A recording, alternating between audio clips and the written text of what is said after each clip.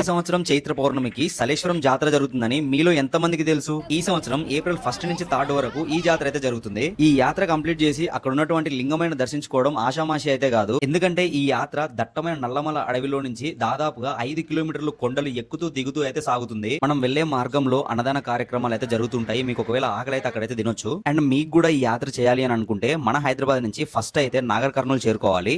నాగర్ కర్నూలు చేరుకున్న తర్వాత అక్కడ నుంచి మీకు ఈ 3 డేస్ స్పెషల్ బస్సెస్ అయితే నడుపుతారు.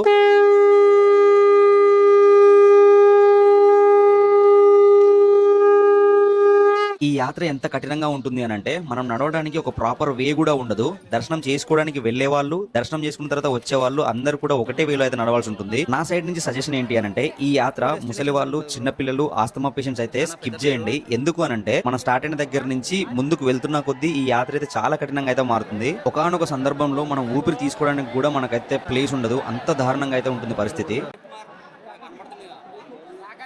దీనికి సంబంధించి ఫుల్ వీడియో ఆల్రెడీ నేను మన యూట్యూబ్ ఛానల్ అయితే అప్లోడ్ చేశాను. అక్కడ నుంచి అయితే చూడండి. ఈ వీడియో నాకు నచ్చినట్లయితే లైక్ చేసి ఈ యాత్రని ఎవరితో వెళ్దాం అనుకుంటున్నారో వాళ్ళకైతే వీడియోని షేర్ చేయండి.